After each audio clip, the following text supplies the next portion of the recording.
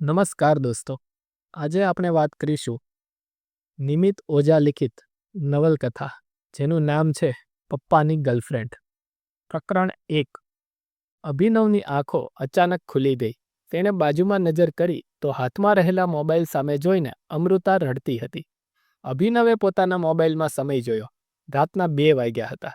અભિનવ અને અમૃતાની વચ્ચે તેમની 6 વર્ષની દીકરી રીવા ઘસઘસાટ ઊંઘી રહી હતી. અમી, કેમ રડે છે? શું થયું? અભિનવે પૂછ્યું. અમૃતાએ કોઈ જ જવાબ ન આપ્યો. એક નજર અભિનવ સામે કરી. તેણે ફરી પાછું પોતાના ફોન તરફ જોયું અને ફરી રડવા લાગી. અભિનવ બેઠો થયો. આંખો ચોળતા ચોળતા તેણે ફરી પૂછ્યું, અમી, કેમ રડે છો? જવાબમાં અમૃતાએ પોતાના મોબાઈલ ફોનની સ્ક્રીન અભિનવને બતાવી. આ તો પપ્પાનો ડીપી છે. પપ્પાનો ફોટો જોઈને કેમ રડે છો? અભિનવે પૂછ્યું. મને નથી ખબર, અમૃતાએ રડતા રડતા જવાબ આપ્યો. અભિનવ પોતાના બેડ પરથી ઊભો થઈને તરત અમૃતા પાસે ગયો. તેના માથા પર હાથ ફેરવીને પૂછ્યું, પપ્પાની તબિયત તો બરાબર છે ને? પાણી ભરેલી આંખો સાથે થોડીવાર સુધી અમૃતા અભિનવની આંખોમાં જોઈ રહી. પછી અચાનક પોતાના બેડ પરથી ઊભી થઈ, અભિનવનો હાથ પકડ્યો અને કહ્યું, ચાલ. અભિનવે પૂછ્યું, ક્યાં જવું છે? અમૃતાએ કહ્યું, બીજા રૂમમાં, તારી સાથે એક અગત્યની વાત કરવાની છે. અહીંયા જ બોલ ને, અભિનવે કહ્યું. અહીંયા નહીં, રીવા ઉઠી જશે. અભિનવને લઈને અમૃતા બીજા રૂમમાં આવી. બીજા રૂમનો દરવાજો બંધ કરીને અમૃતાએ કહ્યું, મારે તને કંઈક કહેવું છે. શાંતિથી મારી સામે બેસ અને બોલ, અભિનવે કહ્યું. અભિનવની બાજુમાં બેસતા અમૃતા બોલી, મને નથી ખબર પડતી કે મારે તને કઈ રીતે કહેવું. એવી તો શું વાત છે? અભિનવે પૂછ્યું. હું છેલ્લા કેટલાય દિવસોથી વિચારતી હતી કે આ વાત તને કહું કે નહીં, પણ પછી મને થયું કે તને નહીં કહું તો કોને કહીશ? અભી, આ એવી વાત છે જે બીજા કોઈની સાથે શેર કરી શકાય એવી નથી. અભિનવ હવે સંપૂર્ણપણે જાગૃત અવસ્થામાં હતો. અમૃતાની ઊંઘ તો ઓલરેડી ઉડી જ ગયેલી હતી. લાંબા સમય સુધી વિચાર કર્યા પછી ફાઇનલી અમૃતાએ નક્કી જ કરી નાખેલું કે ઉજાગરાનો ભાર હવે એકલાથી સહન નહીં થાય. ઉજાગરાનો ભાગ પાડવો જ પડશે. અમૃતાને રાતના 2 વાગે એવી તો ગંભીર કઈ વાત કરવી હશે? અભિનવ હજુ તો એ વિચારમાં જ હતો કે ત્યાં જ અમૃતાએ કહ્યું, સાંભળ, હું તને આ વાત કરું એ પહેલા તારે મને 3 પ્રોમિસ આપવા પડશે. કેવા પ્રોમિસ? અભિનવે કહ્યું. પહેલું પ્રોમિસ, તું મને એ કર કે હું તને જે કંઈ પણ કહીશ એ વાત ફક્ત અને ફક્ત આપણા બેની જ વચ્ચે રહેશે. દુનિયામાં કંઈ પણ થઈ જાય તું કોઈને આ વાત નહીં કહે. એટલું બોલીને અમૃતાએ પોતાનો જમણો હાથ આગળ કર્યો. અમૃતાના હાથ પર પોતાના જમણા હાથની હથેળી મૂકીને અભિનવે કહ્યું, પ્રોમિસ, હું આ વાત કોઈને નહીં કરું.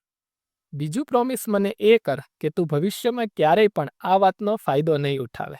આ વાત યાદ કરાવીને તું ક્યારેય મને ભવિષ્યમાં મેણા નહીં મારે. પ્રોમિસ, આ વાતનો ભવિષ્યમાં ક્યારેય ઉલ્લેખ નહીં થાય, અભિનવે કહ્યું.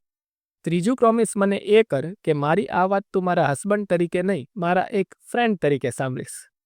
ચાલ, તને 3 પ્રોમિસ આપ્યા. હવે બોલ, શું વાત છે? અભિનવે કહ્યું. પપ્પાની ગાડીમાંથી અધૂરા વાક્યે જ અમૃતા રડવા લાગી. અમૃતાના આંસુઓ લૂછતા લૂછતા અભિનવે પૂછ્યું, પપ્પાની ગાડીમાંથી શું?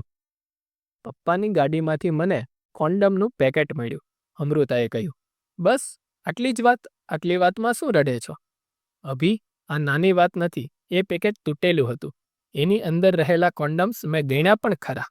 એમાંના 2 કોન્ડમ્સ વપરાઈ ચૂક્યા હતા. હવે મને કહે, એ કોન્ડમ્સ પપ્પા સિવાય કોણે યુઝ કર્યા હોય? અભિનવે કહ્યું, માની લે કે પપ્પા યુઝ કર્યા છે, સો વોટ? એમાં આપ શેનું તૂટી પડ્યું? અભી, આ બીજી વાર આવું થયું. આની પહેલાં પણ મેં એકવાર પપ્પાને પકડેલા.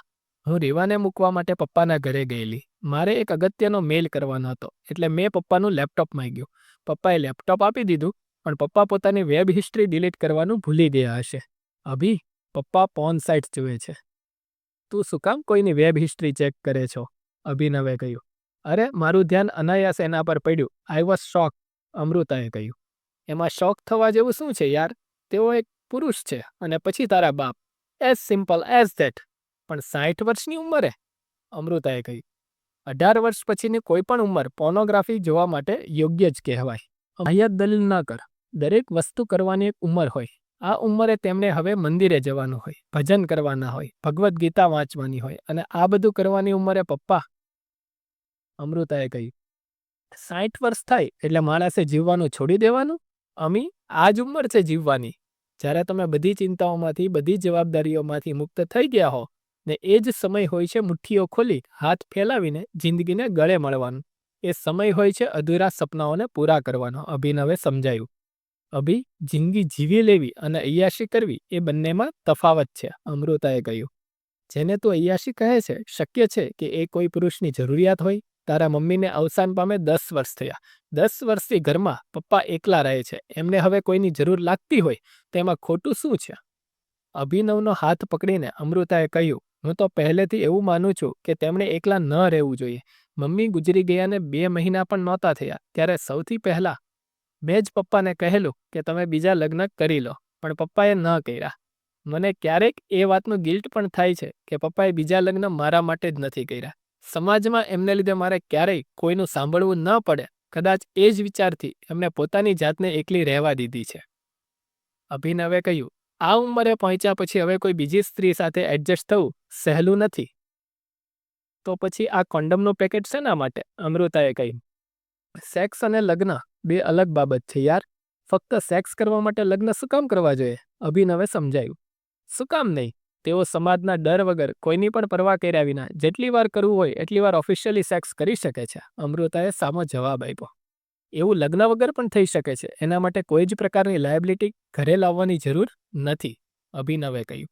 અમૃતાએ પોતાનું મોઢું ફેરવી લીધું. મને એમ હતું કે તું મને મદદ કરીશ. આ વાતનું સોલ્યુશન લાવવાને બદલે તું તો પપ્પાને જસ્ટિફાઈ કરવા માંડ્યો.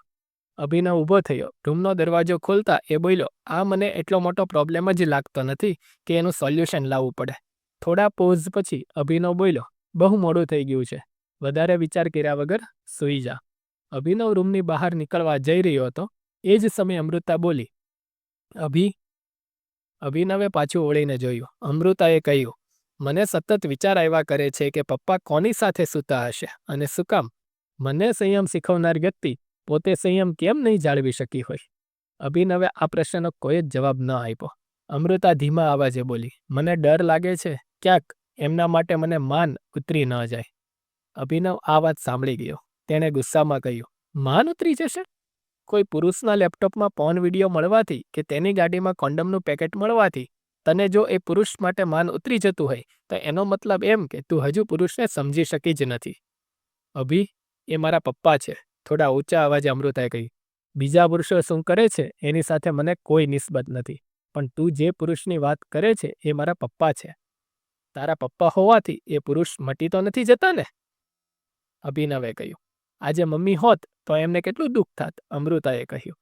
મરેલા લોકોને યાદ કરીને જીવતા લોકોને મારવાનો તને કોઈ અધિકાર નથી. મમ્મી હવે આ દુનિયામાં નથી, પરંતુ પપ્પા જીવે છે, એમને તો જીવવા દે, અભિનવે કીધું. પણ આવું કાંઈ હોય તો એમણે મને ન કહેવું જોઈએ? અમૃતાએ પૂછ્યું. શું કામ કહે તને? અમૃતા કહે છે, કારણ કે હું એમની દીકરી છું. એમને એકલતા લાગતી હોય, એમને કોઈની જરૂર હોય તો એમણે મને તો વાત કરવી જોઈએ ને. કોઈ પણ બાપ પોતાની સેક્સ લાઈફ પોતાની દીકરી સાથે શું કામ શેર કરે? અભિનવે પૂછ્યું. અમૃતા થોડી વાર ચૂપ થઈ ગઈ. થોડું વિચારીને અચાનક તેણે કહ્યું, હું પપ્પાને પૂછું કે પપ્પા આ બધું શું છે? હું પૂછીશ તેમણે જવાબ આપવો જ પડશે ને.